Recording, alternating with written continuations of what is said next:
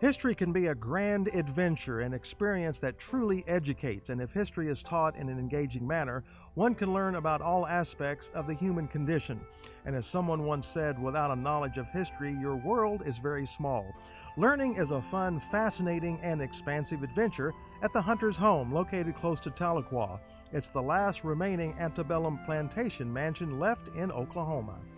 Which basically just means that it's the only plantation mansion before the Civil War. So all the rest of them in Oklahoma have either fallen into disrepair and disappeared, been burned down during the war, that sort of thing. And so that's what we are. And it was home of Chief John Ross's niece, Minerva Ross. And so this was her property and her plantation. The Hunter's Home was operated by the Oklahoma Historical Society and has been designated a National Historic Landmark and Certified Trail of Tears site. When you visit during their Living History season, you will see quite a few educational activities. We have living historians who come out here and demonstrate 19th century crafts and trades Thursday, Friday, and Saturday from Labor Day to Memorial Day. And so we'll basically come out here dressed in 19th century clothes that we've made ourselves, following 19th century standards and such.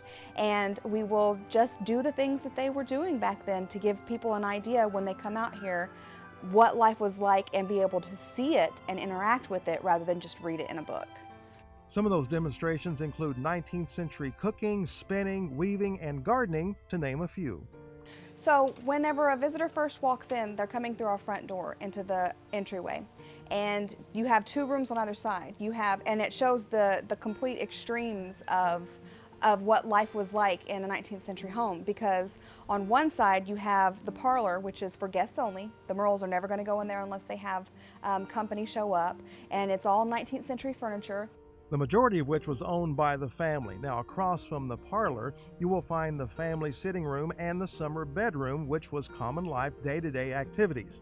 No one would be there except for the immediate family of the Merles. Also on the first floor. And then we have the dining room, kitchen, the gift shop, which was their study and library, and then upstairs there are 3 bedrooms that were guest bedrooms, and also that was one of them was the winter bedroom for the Merles. Throughout the year, specific events are held, such as the annual Halloween event, which is one of the only times people are able to come to the house after dark. Jennifer says visitors here are fascinated by the history of the Merle family and, of course, the house itself.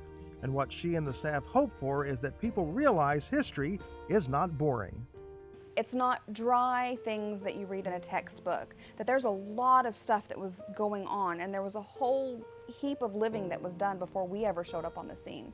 And I feel that I like for them to get that connection to their life today to what it was back in the past, so that they can kind of mesh that together a little bit and take a better understanding of where we've been and where we're going from that as well.